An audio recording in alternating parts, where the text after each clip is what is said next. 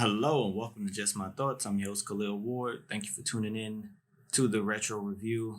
I just wanted to rewatch some of my favorite movies and talk about them. So, watching this episode is about the Bourne Identity, and it's one of my favorite franchises.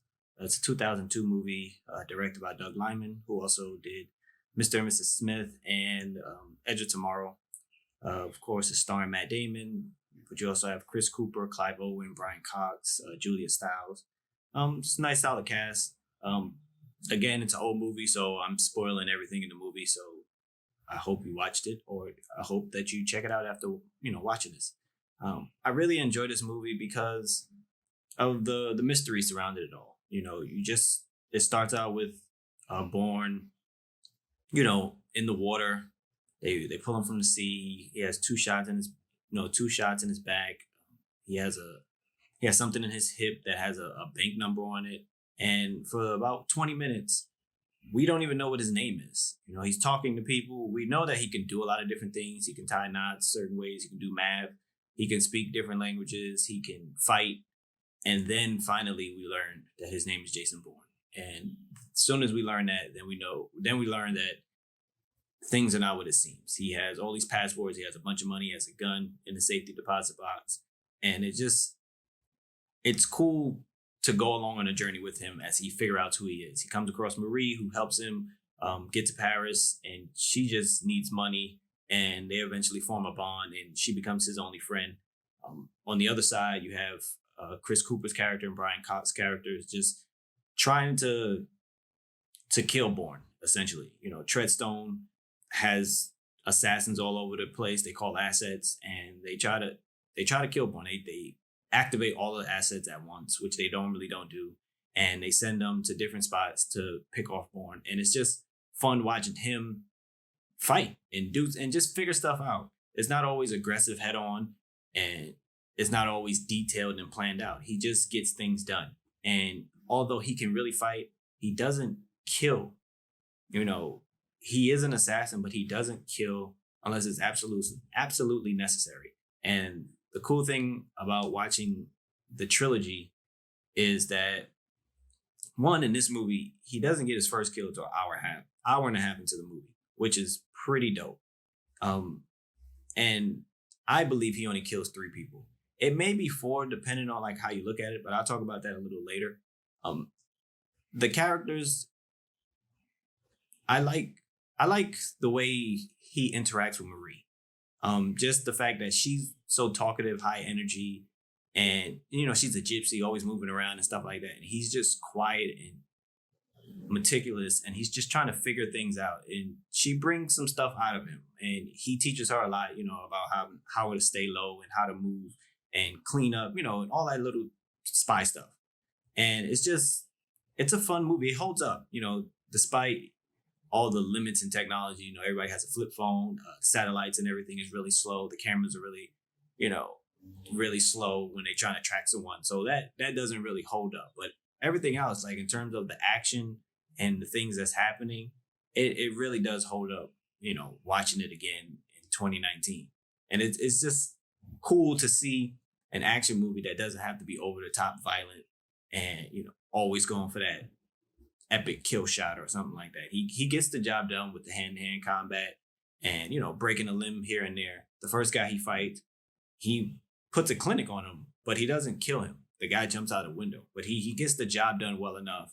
And I know people love John Wick, but this guy had a pen in this movie and he put in work with the pen. He didn't want to kill him, but he did, injure him with a pen. So he's the man. Again, he doesn't go for the kill tactics. He's skillful. He at one point he tracks the people at Treadstone. He sets this trap and then he just follows them because he doesn't know. I like Clive Owen in this. He plays the professor, and again, another assassin. He doesn't have many lines, but when they do interact with each other after they have the little chase in the field, and Bourne shoots him, and he's just looking at him. He's like, he's giving him insight of everything Bourne is feeling, but he can't express to anyone. He talks about the headaches and how he always gets them, and then he uses the line, "Look at what they made you. Look at what they make you give." And that comes back around in the Bourne Ultimatum, which I'm eventually talk about sometime soon on this channel. But it's just cool seeing that little brief connection, the little brief conversation Bourne has with someone else that does the same thing as him, and the insight he gets, to who he is and to what Treadstone is.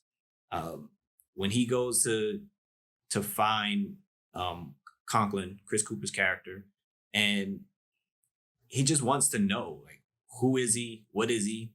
What happened to him? And when his memory comes back and it shows that he couldn't kill the guy because the guy had his kids around, it shows that he can still be affected by certain things in life, even though he's programmed to be this ultimate killer. And it was just good seeing him piece all this together as him and Maria run around Paris and figuring stuff out. He's Jason Bourne, but he's also John Michael Caine. And the fact that he had to go through all this to set up the assassination. And Conklin says something like, "We didn't send you to kill him." He could send anybody to kill. He said, "We send you because you don't exist," essentially. It's supposed to look like one of his people killed him, and it's just, it goes to show, like, as everything is happening in the movie, he doesn't really exist. Even when he first gets off the boat and he's walking in the streets and, traffic passed by, he disappears. That's essentially what Conklin says. Like, he's a ghost. He doesn't exist. He gets in, he does things, and he disappears. And back to the killings in the movie. He kills the professor. That's the first person he kills.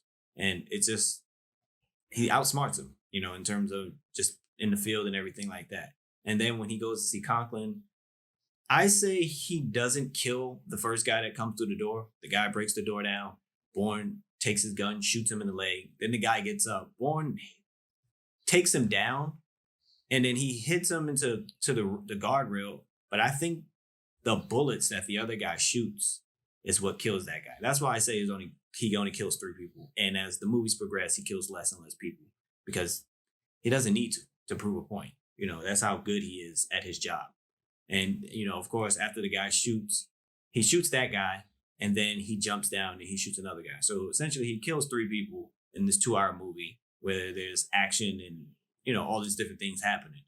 The car chase is also really good and really well done. It's not over the top where, there's big explosions or anything like that. It's just simple maneuvers in a little car in Paris, messing with the cops, and the music really gets you into it. That's another lasting thing for me is the theme music for Jason Bourne, which for me is iconic because it's just, I don't know, it just hits, and it's perfect, for the type of character he is. I had it as a alarm for a while because I really enjoy it, and it just sticks with you. This was the beginning of, a really great trilogy where I think they push the limits to what they can do in terms of just telling an interesting story about someone who doesn't know who he is and he's trying to figure himself out. But the Bourne Identity is one of my favorites.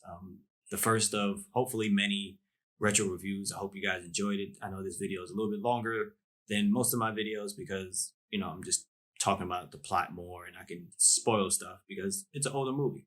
I don't know exactly what my next movie is going to be in terms of, retro reviews. I might do something like Inception because that's my favorite movie. But, leave suggestions in the comments about what movie I should check out and, review. Thank you for listening. Hope you enjoyed. Deuces.